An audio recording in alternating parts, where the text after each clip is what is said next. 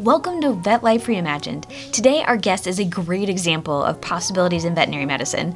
Dr. Walther will explain how he wrote his own job description for his ideal career, but he had some stepping stones up to that.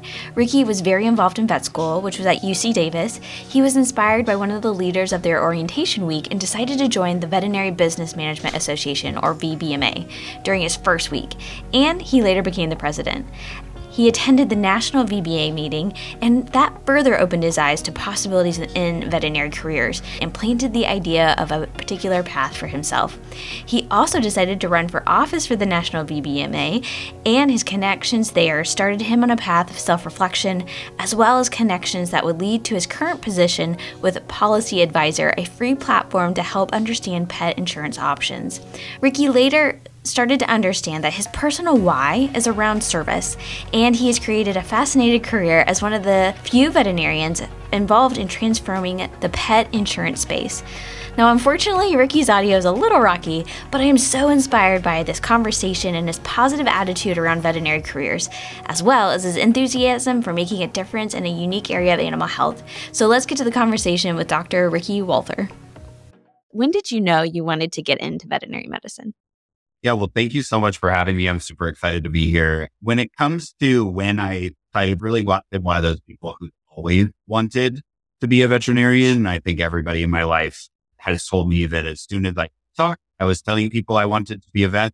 But it really was until I was in high school where I woke up one day and realized, I should actually make sure I know what that means. I should find a veterinary clinic that I can go to and see what this is all about. And so that was kind of I would say I've always wanted to be a vet, but the way I got into the profession really got excited about I think sophomore in high school, deciding to go in and I'm going to go get a job at a vet.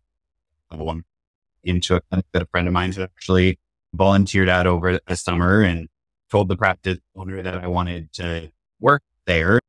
And she asked me why, and I said that I thought I've always wanted to be a veterinarian. And she kind of looked at me and she's like, okay, well, I can hire you and you can work with originals and clean and kind of start there and work your way up. Or I cannot hire you and you can just shadow me for a couple of weeks and make sure that it's truly what you want.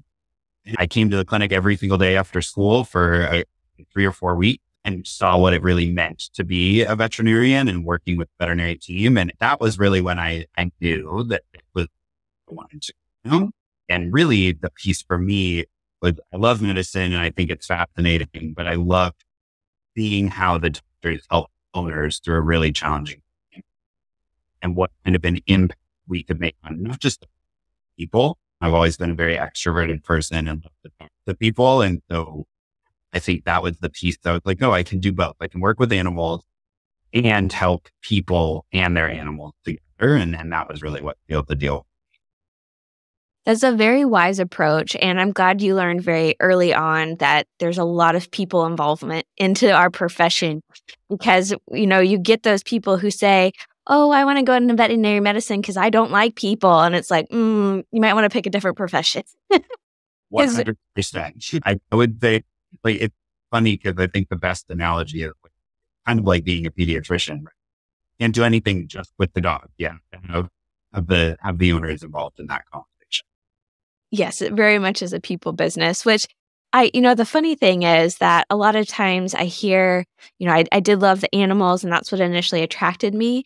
But a lot of times I also hear though, well, what kept me in veterinary medicine were the people. And I think that's also a beautiful part of it too, because like you said, you get both. You get the animals and the people that come with it. So that is a really cool perspective. Now, I know you went into vet school at UC Davis, and it seems like vet school was a really big part of your veterinary story. You were extremely active, a lot happened, and a lot of those things helped or came back around within your career. So do you mind sharing a little bit about, one, getting into vet school? Did you have an idea of what you wanted to do and did that change? And then feel free to share some of the ways you got involved. Yeah. So vet school for me really was kind of very pivotal. And the reason why I say that is because I went to Davis for undergrad and I was animal studies, pre-vet, just like everybody else and knew I wanted to go into veterinary medicine work. But I think of a similar story to a lot of people. We're into vet school and then it was almost, well, now what? No. Like I knew I wanted to ultimately work as a veterinarian. I thought that I kind of liked the idea of owning a practice one day. And I remember the summer leading up to starting vet school, I had a lot of anxiety around like, well, what does this actually mean? And so I think I started and was waiting and really came in with the mentality of like, I'm just going to absorb as much as I can. I'm really glad that I did that self-reflection of not being 100% sure, because I think it made me really open to the thing to me. And I remember UC Davis on what they call prologue, which is basically the first couple of weeks, like orientation. And it would, prologue at Davis, it's led by one of the doctors for VBMA, so the Veterinary Business Management Association. And I remember he had kind of made a comment during the week around what he does. He teaches some of the business curriculum. And so I remember I was super nervous and just here, this person's not going to want to talk to me. I'm going to send him an email anyway. And I sent him an email that first week. Honestly, I said, I think I'm interested in bit.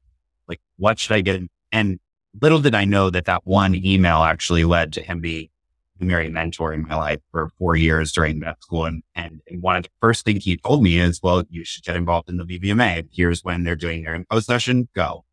And so I was excited because I was like, okay, there's a club about this. This is exciting to me. This feels like something that we're not veterinary focused. I knew I was eventually going to need business skills, communication skills. And so I took that skill set, was like, oh, this is really interesting. I can get involved and see what comes. And so I remember I started by running for an officer position for the VBMA. They always have a president-elect that's typically first-year student. And so just like many of the clubs, that kind of is a nice way to get involved in leadership. And fast forward a couple of months, I was sent as part of that position to the national meeting in Orlando for the national VBMA leadership meeting. And I remember walking into way bigger than I had ever imagined. I went to the event, the panel of 5 people who were all veterinarians, all in different parts of the industry, talking about innovation and forefront of what was coming. And I remember watching these people sitting on this stage and, none of them were still even in clinical. And that just totally blew my mind. I had no idea that people like left clinical medicine to do other things in the profession. And so I remember, they were like, you should apply to be on the national board. I was like, well, I'm just a sheer student, just get involved in this. That's way too stressful and anxiety inducing for me at this point. I'm going to go home and think about it. And I remember I went back and, I thought about applying to be part of this national, to run the national VBMA. Got really in my head and told myself that, no one from Davis had ever done it before. They're not me. It's going to be too hard. And so I didn't. I stayed really involved at the school level. I ended up being classed and really involved in Diversity Works. And the next year when I went to Ukraine, I felt that same kind of energy that I felt the first time around. Like, wow, there's so much out there I can be doing. I need to experience this. I want to learn what's there. And so that year, when one of the officers came up to me and said, you really should apply for the national board. I remember you from last year. We talked about it, didn't apply. You should do it. And I remember I was like, okay, what do I have to lose? Right? Nobody from Davis has ever done this, but why not? I can figure it out. And so I talked to every single national officer there. I learned as much as I could those 2 days while I was in Orlando. I came back and I applied to be on the national board. And that was something that was hugely out of my comfort zone. I've always done kind of local leadership stuff, but never felt like I was able to play on a national scale at any time. So I put myself out there and sure enough, I was elected to be on the national board. And that experience, the 18 months of running the national VBMA with a group, the best experience of school, and it just catapulted my understanding all the things that exist in veterinary medicine. It solidified for me that actually clinical medicine is exciting to me, but it's not my passion. It solidified that the rest of it, helping veterinary professionals do what they do best, was where my passion. And so it was really fun to kind of investigate during that school and really set me up for a lot of other aspects I'm sure we'll get into around my career and kind of where I am now. But I think that initial piece of putting myself out there, getting involved, And meeting people and building a network is really what changed it for me. Yes. And I'm glad you mentioned there the networking piece as well, because I think that is really big. I know some people still don't like the term networking because for some people it feels icky, but it's not. It's really relationship building. It's meeting people, broadening your connection base. But also, I recently heard someone else explain networking as it's two-sided, right? It's also you being able to figure out what value you can offer other people. And so I really like that. And I think that's something I see in your career journey as kind of a theme. So I think that's really, really important to kind of emphasize is that even when something feels intimidating, like talking with people, not everybody is an extrovert, but it's really important to build these relationships. We're a very close profession, meaning that there's only a few degrees between somebody else you know. And so that is super, super crucial. And as soon as possible, like even in vet school. And I don't know if this was part of VBMA, but did you experience it's called VLE, the Veterinary Leadership Experience, also during vet school? Yeah. So that, I think, to be honest, like, the national VBMA is really what gave me the exposure to what career existed. But the one moment of my veterinary school career that really changed the ways was actually VLE. So all the national board sent to VLE actually before we even know what position we're going to be, right? So we show up to VLE, we meet the people we're going to be running this organization with, and then we go through a week-long intensive self-reflection and self-discovery kind of experience to really figure out, the value we bring. And I think one of the things that the VLE does an amazing job for the profession is really teaching you the value you do bring to any kind of situation, and helps with some of the self-awareness that I think is really necessary as a leader. That was the first time I kind of been exposed to the idea of servant leadership and, helping others experience and grow together. And so that was at the very start of my VBMA experience was VLE. And then to your point, I think it helped me with that other side.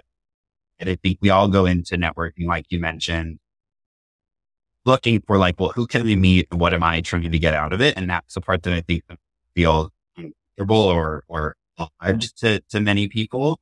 But the VLE really taught me the opposite. It's what are you bringing to, what you bring something to every relationship. Part of you're in control of where you show up in every moment, whether or not, networking is comfortable or not. I think the skill sets I learned in VLE really helped me to know that to process those emotions, understand I'm getting stressed and anxious. Here's why. I'm feeling like I don't provide value to the situation. I feel like I'm potentially not enough to be speaking to someone who's a CEO of a company or the different people that you get in your head around their title.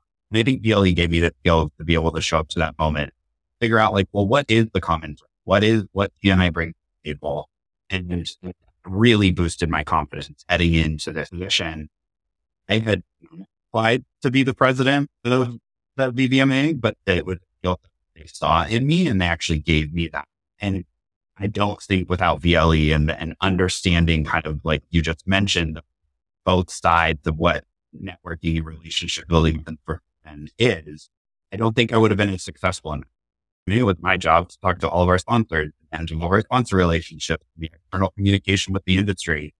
And I was often sitting across the table from somebody who was a CEO of a very large company or chief medical officer of a big company. And some of these people were idols of mine, people that I had been watching their career and looked at them as I want to be them. I'm on the other side of the table asking them for funding. And so you have to kind of psych yourself up and get excited about it. And a lot of those skills that I learned in VLE. VLE is actually kind of interesting for me because not only do I learn so much about myself, but it's actually the connection that led me. And so that I think it's just another piece around being open to opportunities and meeting people in really unexpected places. My friend, VLE, in my group is the person who connected me to the company that I now work for. One of the things as I reflected more on my kind of networking journey and the journey I went through in vet school, I think, I viewed it at the time as I was just in the right place at the right time. After kind of revisiting it, I've realized that I think also it's a really intentional piece that I chose to do, which was to be open to these opportunities, put myself out there and to be open to responding when somebody says something and to making those connections. I think something a lot of people sometimes I think get wrong around putting yourself out there and networking is that like, it doesn't just happen to you. You don't just put yourself in these situations and hope that something happens. Then you have to be intentional. You have to go in open to something that you may never have considered before, because those are often the actual opportunities that lead to the longer term path. Exactly. Luck is when effort meets opportunity. So there is an element of you do have to put in a little work. You do have to get outside of your comfort zone. And that's when you meet the opportunity. It may feel like luck, but there is a lot of effort still that you need to put in and be a little intentional about some of those things, which you clearly have been. And along those lines, you currently work for Pawlicy Advisor, but I think you had an encounter with them in vet school too, because isn't that when you started doing some pro bono advising for them, like giving them a different perspective? And how did that happen? Yeah. So that is the connection piece. So at BLE, my group, they have reached out to him and said, hey, we're working on this really great market that helps owners in transition. Would vets be interested? Friend said, I'm not really into like the business side of veterinary medicine very much, but I think I knew somebody to help you. And he actually reached out to me right after the fall after VLE was in the summer. Said, hey, like Ricky, do you want to talk to the company? They have this really cool idea. I think you might. And I remember I was kind of in my head about it, and I was like, how am I going to help them? Like, I was more than happy to talk to these people, but like, they're starting insurance marketplace, their company. Am I going to be able to tell you? And so I took the meeting. I scheduled a call with them, and I heard their idea, heard how they really wanted to simplify the conversation, give people option, and they wanted to do it right. They were brand new as a company, and they wanted to make sure what they built resonated with the community. Remember, on the call, they were asking me different questions. When I heard their questions, I was like, oh, these are all questions about my experience, like an experience I know and every veterinary professional knows very closely. And we've all been in the clinic. We know how these questions get. And so I realized very quickly that I did have, and actually a lot of the advice I was giving them was super helpful. And so the one call turned into two, turned into 10, and I just really kept in touch with them throughout all of veterinary school till I graduated. And when I graduated, we actually formalized that relationship. And, they wanted me to be their advisor for the profession. So I offered to do that. And so I graduated, was working as a small animal veterinarian, and on my day off, I had at least one call every week with their team to review different things they were thinking about, helping them with how are they going to show up at conference. So it was a journey of, I made that connection, was open to meeting somebody who, had a different network than me and was able to make this mutual connection. And then I think what really helped was me being proactive around staying in touch with them, being excited about what they were doing and being invested in, helped to keep me front of mind for them. And we really built a strong relationship has now led into me working for them full time. Yeah, and I definitely want to get into that, but there's a little bit in between. So you already mentioned graduating, going off to your first job, and you've really been prepared in a lot of different ways to start entering into the veterinary world. And you also mentioned that you had been able to see lots of different possible career paths. And a lot of these non-clinical roles were still really interesting to you. So how did you make that decision to transition from vet school to veterinarian? And what was that first year like?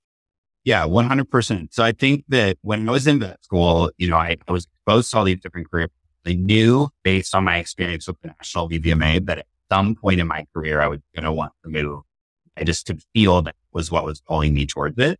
But what I knew that I needed first was really a strong medical foundation. And I knew what it was like to work in the hospital, but I didn't know what it was like to have the stress and ownership, responsibility that being the veteran leading the team is. And so I made a very conscious effort to find a clinic high volume caseload with really good mentorship with lots of different doctors, because I knew that learning quickly different experiences within veterinary medicine was important to me.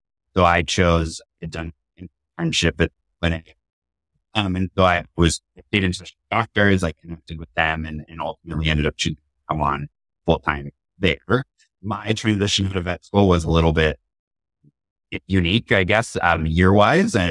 It's not unique in this, everybody who graduated when I did experienced the same, but I graduated in 2020. I was all fourth year of school because of the pandemic and started as a vet in the very height of the pandemic when we were really trying to figure out, like, how do we even just in the constraints that were out there. And so my transition to being a vet was definitely rough. I was expecting to go into the hospital where everybody knew exactly what they were doing, and I was just going to learn from them. And instead, we all learned together, right? We learned what it meant to be a veterinarian during the pandemic together, and what it meant to stand 6 feet away from someone's car and talk to them to build trust and build a relationship when I wasn't able to do so over the phone. And all those things kind of came with it, which I think actually benefited me a lot because I learned so much communication and a ton of doctors work with each other, all things that have been really helpful in my career since. But I still knew, right, wanted to spend a couple of years really learning what it meant to be a veterinarian. And so that led me to my first role as an associate at that larger hospital. It's also what led me to be a medical director for a de novo hospital that they were opening with a corporate group, because I wanted to see what it was like to do that, right? Build a hospital from scratch, understand what goes into it, and understand what it means to build a team. So I was very intentional with my choices for those first two roles because I knew I needed to gain that experience in order to set myself up for a non-clinical role. And I had told myself, somewhere 3 to 5 years after graduating was when I wanted to transition. I ended up making the transition pretty much at the year mark. And I think part of it was because I felt more confident in myself. Yes, I believe that really good leadership can also be further highlighted in really challenging situations. I was fortunate to work for a company with, at the time, the leadership was fantastic in leading through the unknown of the pandemic. And with 7 doctors, like you said, that's 7 different ways of not only veterinary medicine, but probably ways of leadership or talking to the other people in the hospital. And so you really got to, sadly, very quickly see 7 different potential ways, at least. I'm sure there's some coming together to agree on the policies of the hospital, but ways of understanding how to lead through the unknown. And leadership itself can be challenging. Leading in the unknown is even harder. And so being able to see that type of leadership, I think, is really crucial. So I definitely can see how that expedited your ability to see the importance of leadership and all the different things in a hospital that can go well, but also go wrong. And how do you fix that? Like, how do you problem solve? Because when you're in the unknown, again, we're adapting, we're going to try this. If it doesn't work, we'll try something else. And I think honestly, it's a really good way to approach a lot of different things because we're in medicine, right? There's a few things that will seem fairly routine, like vaccines. For the most of the part, there's always the one reaction, right? But for the most part, those things are kind of routine. But understanding how to behave when things do not go well or as expected, I think is so, so important. And I'm sure that came up many times being in the pandemic for you. Yeah, definitely. And I think that, graduating in the pandemic, I think one of the things that's interesting is, you are in the unknown every day, right? And I think I talk a lot about how this helped me grow and learn a ton, and also want to acknowledge that not always easy, right? Like that was a really hard time for, I think pretty much everyone can agree that in medicine, it was really challenging. And for me, that showed up in feeling burnt out in what I was doing.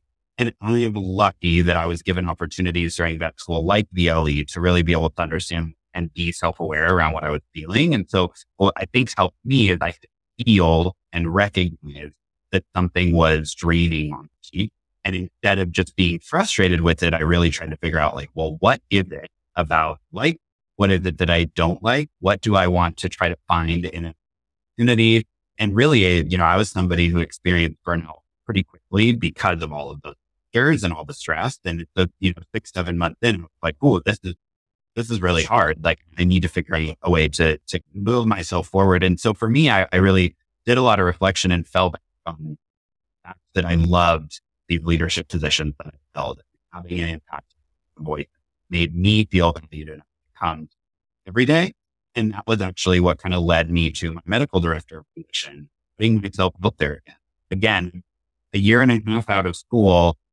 Being a medical director doesn't sound like something I could do, but the doctor saw something in me, saw that my skill set went well to it and let me take the leap. And I think the reason I let myself take that leap is because of the reflection that I went through during the first period of burnout. I know I want these leadership opportunities. So I might be scared of them, but I know it's going to drive me. And then it was also things like I did reflection and realized like, I love new puppy, new kitten appointment and getting to tell an owner, like, I'm all about the preventative medicine that they can accomplish and what they can prevent their from getting in the future if they do certain things. And I liked that way more than having, a diabetic kitten. And for different people in our profession, I think there's different lives. And so for me, kind of telling myself those things was actually what led me to the position that took starting a hospital inside of a pet store. And getting kind of preventative medicine mixed every day of people walking into the store with new. And so I think that really helped re-energize me in veterinary medicine. And it was being intentional around looking at this is what I do like, and then continuing to check in with myself over time. And that's really, I think, led me to ultimately reconfirming to myself that these things that I wanted in a job were different than clinical medicine. Yeah. And I definitely see how your appreciation for preventative medicine also plays into the pet insurance side of things, because those are prime times to talk about insurance. It is and not puppy and kitten visit. And I still think it's so funny that you had said that the first hospital that you joined was a very large percent. I think you said 60% of the practice was like English and French bulldogs, which also are very good opportunities to talk about pet insurance.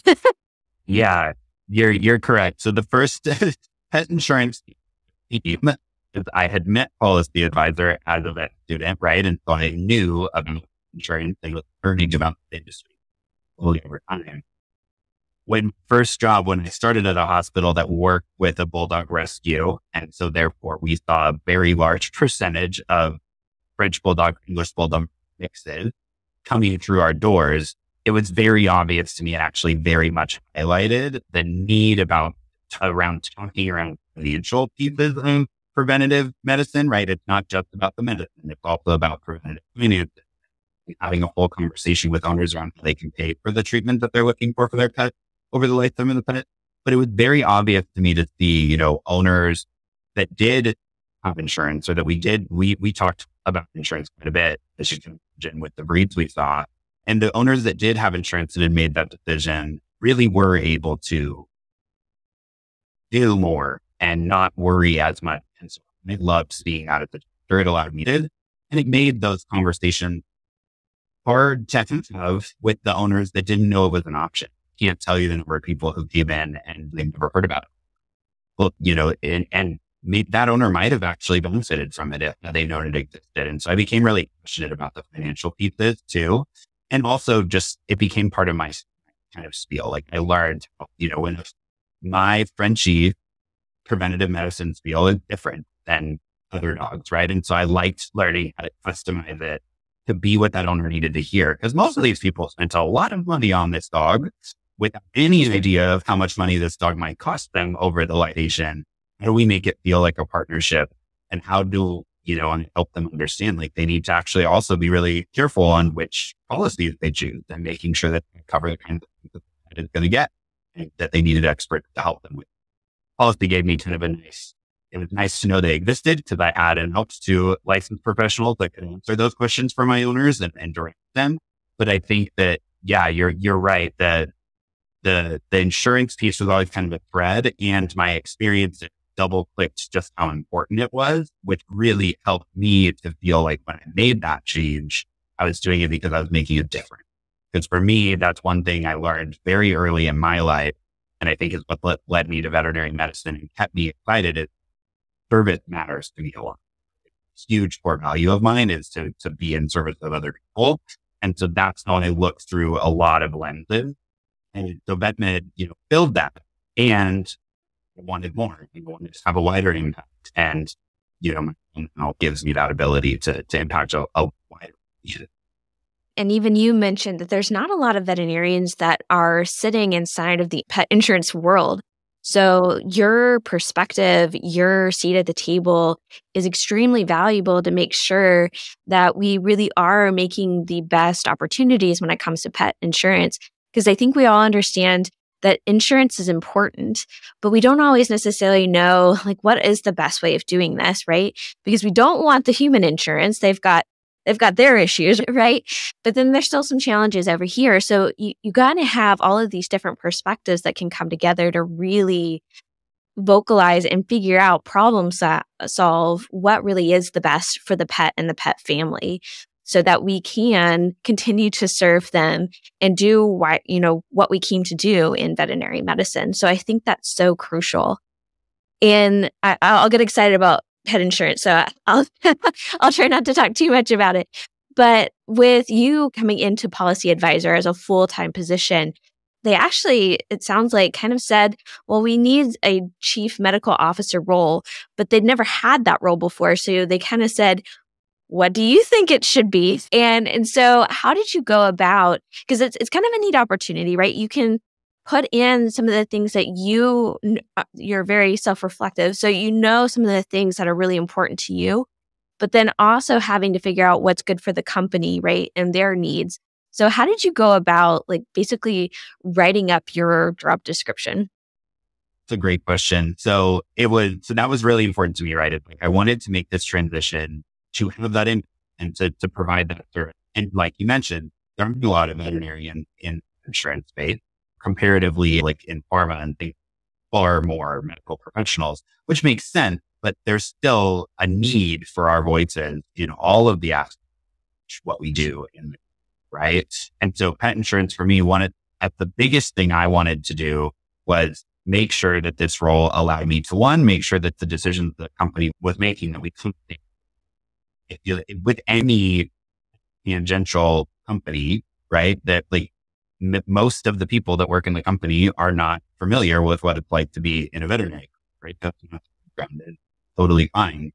And we needed to build in ways to make sure that I could help those things, right? And I mean, little simple things. We've all seen the marketing ad where the dog is standing on their leg that's in a counter.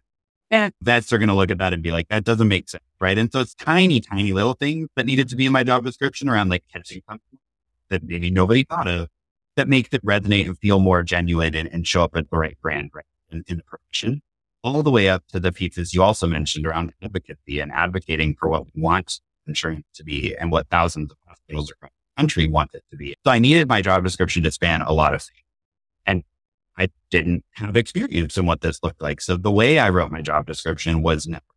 It was using my network and connecting with the people that over the last 5 years to go to a bunch of people, some that have had this job, but others that not necessarily were chief medical officers, but worked for companies that, what do you see your chief medical officer doing? What do you wish they would do more of? How can they kind of craft the role that makes sense? And I think what I found from that is that the idea of being a veterinarian in a role like a chief medical officer with a company can mean a ton of different, and it means a different thing to every company. And so I kind of got overwhelmed and said, oh my goodness, there's so many things I'm supposed to do in this role. And then you did have to do exactly what you mentioned, which is we're a startup. We're still growing, and we're still growing to have the impact we want to have. Right? And so it's what do we need now as a business that really helps to grow, and where can I provide value? So I started looking internally at what are my translational skills? What am I good? I know what it's like to be in the hospital. I know what it's like to have insurance conversation. What resources did I want in clinic that I didn't, that would have been helpful? And that's actually where I started. I started building out like, what can we do? What kind of resources can we provide veterinary teams? And it kind of helped grow our customer success side of it first. And that was where I started in my role. When you ask like, what is my job description? The answer is it changes all the time, right? And I think that that's exciting to me. My job description is to kind of be responsible for the user journey of veterinarians from the time they meet us as a business all the way through to hopefully when they've partnered for multiple years and feel really confident in having this conversation with them. There's lots of little things that fit in along the way. And that's where I involved my work to figure out like, what are those things, as I look at 15 years, what do I want to accomplish in this role? And some of those fit farther down the road, right? Where we are a bigger company, we have a bigger impact and all those kinds of things. And some of them are more short term. And so my job description involves everything from those edits on marketing, helping with copy that goes up, building resources for teams. I also have a experience with conferences. I help with a lot of our conference, how we show up at a conference and what is thanks to the national VBMA and running the national meeting gave me those pieces. But it's been, for me, it's been around how like all these translational skills of things that didn't know I was going to do in the future, bringing them into my role now involves advocacy. It involves sales teams work directly with teams, and our product is free, right? So we don't want anyone to feel like we're selling. We want them to feel like we're a partner, right? Because it's a free service and we want to make sure that the hospital can utilize it to the best of their ability. And so it's a very different perspective and something to help those teams with as well. And so it's been really fun for me to kind of look at that. And then my most favorite part of my job is helping on how can we partner and strategize with other people in the industry on ways that we improve. One of the things that, anytime I speak, I really tried to make sure to say this, but pet insurance is not the solution for every single owner. And we have to know that, we have to know that and be willing to talk about it in conjunction with all of the other financial tools that exist within the profession. For vets and vet teams, when they're in the room with the owner, they need to not just have one option. They need to have multiple options. And that's really how we're going to help with this concept of financially triaging with an owner and really moving that needle forward. So that's where I see my role kind of growing, and that's what's exciting. And knowing what to do day one was talking to a lot of different people and relying on my skill set. And I think that's one thing that I really like to relate with others around my career. And I love talking to students about this, is that I did write my own job, which means that you can too. Like, you want to do something in veterinary, then you need two things. You need to idea what that is and how you get there.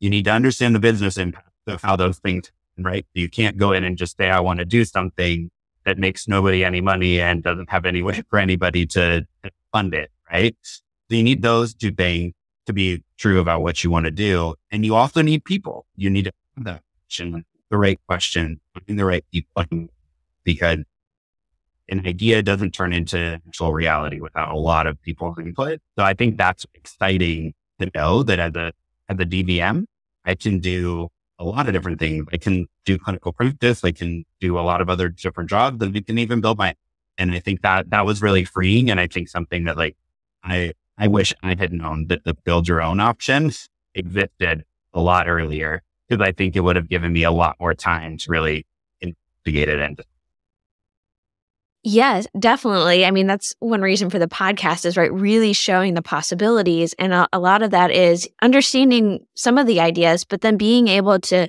attach your personal values with those possibilities and writing it yourself. But you make such a great point that parts of that is not just being able, which sometimes even this part is hard, to put into words what you want, but also to be able to understand the other side of the equation, the business side of the equation. Because if you don't understand the business needs and the value that they need to make something successful, then one, they either may not buy it, or two, it may be short-lived because the business goes under because, right? I mean, that may be extreme that one person does that, but it is important to be able to look at that perspective. And you being in a leadership role, also, yes, you bring really unique value, but you also have to understand the company as well so that you can participate in those discussions and bring your perspective to make it relevant for the business. And it can be really challenging. I think some people forget about that part. And then also I love the third, is you also have to have a team. Very rarely do we do anything in life all on our own. How we got into vet school, yes, it was a lot of work on our own, but there were probably people who encouraged us, who gave us the experiences, like all of those things. Like life is not done in a singular bubble. Life is a team sport. You really need other people. So being able to account for the others in the equation, I think is so huge. Yeah. And I like what you actually just mentioned around, kind of weighing. There's a lot of things to do. One of the things that's been really interesting to me, I'm a veterinarian. My insurance is one. What's been fascinating to learn is all of the pieces that go into how consumers and actual owners want it to operate, and how sometimes the way the vet teams want it to operate and the way that owners want it to operate are not always the same, right? And so when we talk about any issue that's worth solving in veterinary medicine, there are many sides and many factors to be considered. But like you mentioned, it's about a team of people coming together, sharing ideas. I know full well that Pawlicy Advisor and myself even are not the only people that can make these changes, right? Like we need lots of other people to move forward. How do we have this conversation? And we need more people to do similar to what I did and what many people that you've had on this podcast have done, which is to think about a new idea and a new way of trying things. And it's okay to fail, right? Like many things, like nobody accomplishes anything without failing a couple of times. We just normally only hear about the part that went, right? We don't hear about the many other things that didn't go to the thing that we learned from them to get to the end result.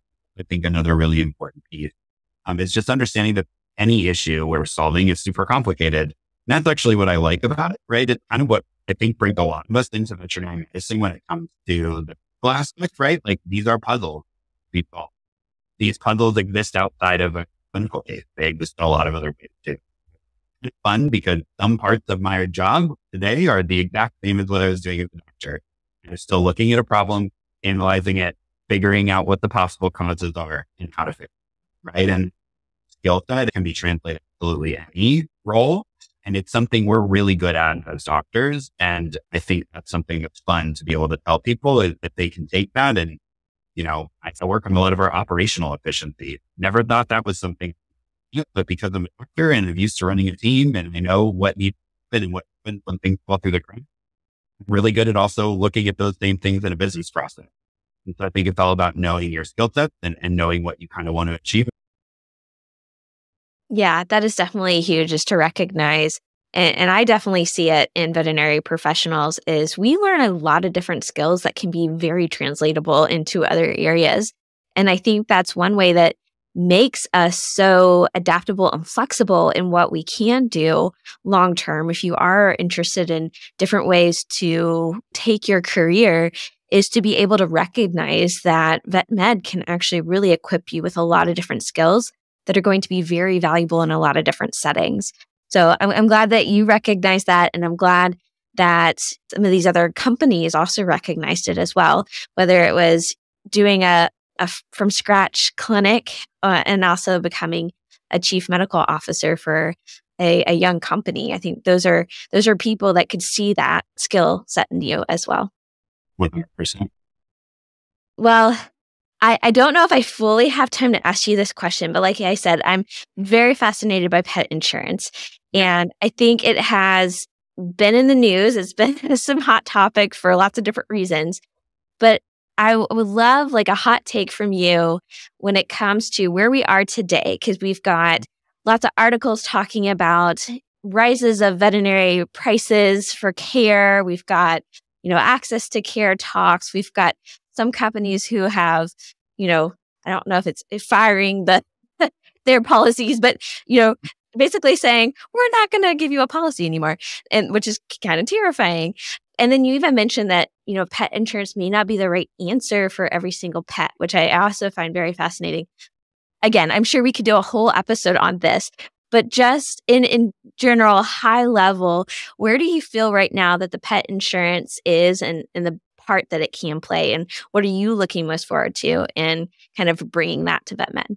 Yeah. So I think that there's two things that I think are really important in kind of what you just highlighted. One, we're at a pivotal point, right? And things are coming to a place where we just start thinking more about the financial aspect of care, right?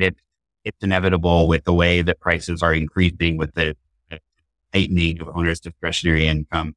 Every owner that has a pet is looking for ways to afford the care that we all want. Nobody can argue with. And that's going to require a multifaceted approach, right? It's going to require innovation in the insurance space to make sure that these policies are sustainable and that they can be continued to be supported. And I think something we're going to see a lot of changes over the next couple of years around what it means to be a stable insurance product. Something that, we're really excited for us to continue to work with our partners to help innovate on.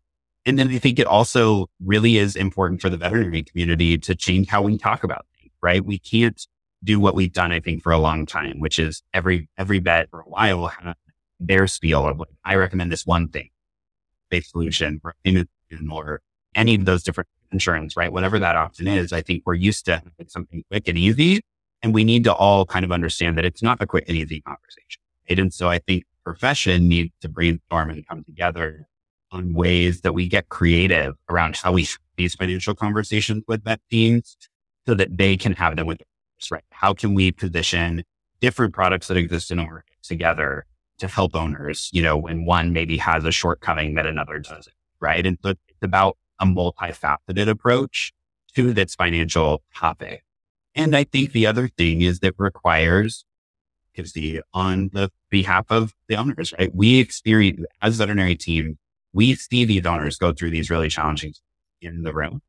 And we need to help all these companies that are creating solutions, them understand what the true pain points are and how can they help solve. And so again, kind of back to what I mentioned, right? Like any problem we're solving in veterinary medicine is multifaceted and a lot of collaboration. And so what I'm excited about and excited to be part of is watching a lot of companies that thought they were in markets or industry or different parts of the profession that didn't connect, working together. And that's what I'm excited to see. I'm excited about some of the opportunities that we've been able to have around working with, companies, and different things like that, to help revolutionize the way that we talk about insurance, but also how we work with companies that have nothing to do with insurance, right? And just are part of that financial story. And so that's what I'm excited about. And I think that as a veterinarian, if you have ideas, if you think of stuff, if you have ways you think better, it's reaching out to the people who are in these rooms, myself and others, help bring those to the surface, because I don't think anybody has the magic line, right? There's not a single thing out there right now that fixes the rising cost of care and financial affordability of care. But there's a lot of different people working on how we do solve that. And so I think being part of is what I'm really excited about. And I do think, rightfully so, we are at a pivotal. It's going to show up news, going to be there. We're going to experience changes. And it's all about, I think, how we react and come together. With similar to how the whole profession came together to solve how the changes that happened with the pandemic, right? We need to see that same thing happen with a lot of the care and affordability of care. I think that's an amazing response. So thank you. And I get very excited when we can bring so many different groups together to solve a problem. I used to use the word connector because I loved that. I didn't always know my value except that to bring people together. I can definitely see that because I do see an amazing potential to solve problems better when we can do that. And so that whole mix is super exciting to me as well. So again, I can completely relate to that. And so we only have a few minutes. So I'll just give you my last final question. And that is, what is something that you are most grateful for?